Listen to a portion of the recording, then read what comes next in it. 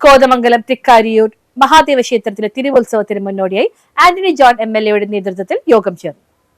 കോതമംഗലം തൃക്കാരിയൂർ മഹാദേവ ക്ഷേത്രത്തിലെ തിരുവുത്സവത്തിന് മുന്നോടിയായി MLA അധ്യക്ഷതയിൽ തൃക്കാരിയൂരിൽ യോഗം ചേർന്നു. ഉത്സവവുമായി ബന്ധപ്പെട്ട റവന്യൂ വകുപ്പിന്റെ നേതൃത്വത്തിൽ വിവിധ സർക്കാർ വകുപ്പുകളുടെ ഏകോപനത്തോടെയുള്ള പ്രവർത്തനം ഉണ്ടാകണമെന്നും നാടിന്റെ ആകെ ഉത്സവമായി മാറ്റുന്നതിനുള്ള പൂർണ്ണ സഹകരണം എല്ലാ വിഭാഗം ജനങ്ങളിൽ നിന്നും ഉണ്ടാകണമെന്നും യോഗത്തിൽ ആന്റണി ജോൺ MLA പറഞ്ഞു.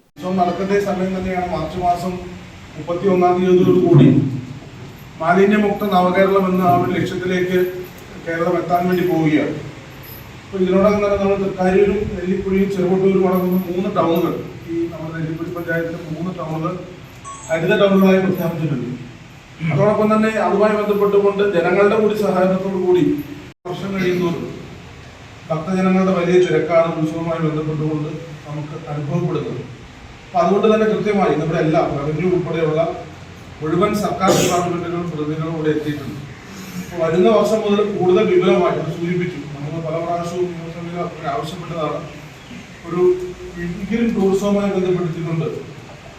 ഒരുപാട് വർഷങ്ങളുടെ മഹത്തായ പഴക്കമുള്ള മഹത്തായ പാരമ്പര്യമുള്ള ഉത്സവത്തിന്റെ മുന്നൊരുക്കങ്ങൾക്കായി ആന്റണി ജോൺ MLA അധ്യക്ഷതയിൽ തൃക്കാരിയൂർ ദേവസ്വം ബോർഡ് ഓഫീസിലാണ് യോഗം ചേർന്നത്. മാർച്ച് 15-ന് കൊടിയേറി മാർച്ച് 24-ന് ആറാട്ടോടെയാണ് തൃക്കാരിയൂർ മഹാദേവ ക്ഷേത്ര തിരുവുത്സവം അവസാനിക്കുന്നത്. ഉത്സവത്തോടനുബന്ധിച്ച് ക്ഷേത്ര പരിസരത്ത് റവന്യൂ വകുപ്പിന്റെ നേതൃത്വത്തിൽ വിവിധ വകുപ്പുകളെ ഏകോപിപ്പിച്ചുകൊണ്ടുള്ള കൺട്രോൾ റൂം പ്രവർത്തിക്കും. വേസ്റ്റ് മാനേജ്മെന്റ് പ്രവർത്തനങ്ങൾ നെല്ലിക്കുഴി ഗ്രാമപഞ്ചായത്തിന്റെ നേതൃത്വത്തിൽ ക്രമീകരിക്കും.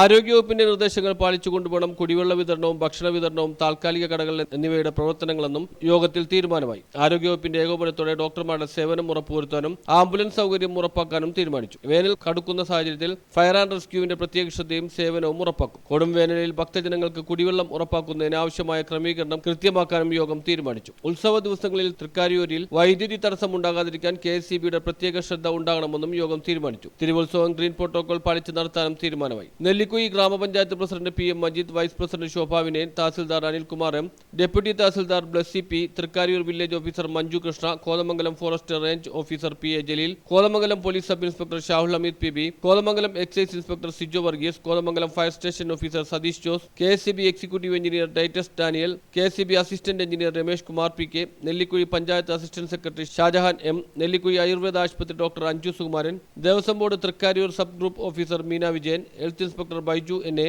ഗ്രാമപഞ്ചായത്ത് അംഗങ്ങളായ അരുൺ C ഗോവിന്ദ്, സിന്ധു പ്രവീൺ, ക്ഷേത്രോപദേശക സമിതി secretary Ajith Kumar EK, president Sreekumar, വിവിധ രാഷ്ട്രീയ പാർട്ടി പ്രതിനിധികളായ KG Chandrabose, KP Jayakumar, AN Ramachandran Nambatt, ക്ഷേത്രോപദേശക സമിതി അംഗങ്ങൾ, വിവിധ ഡിപ്പാർട്ട്മെന്റ് ഉദ്യോഗസ്ഥർ തുടങ്ങിയവർ യോഗത്തിൽ പങ്കെടുത്തു. News bureau, Kothamangalam.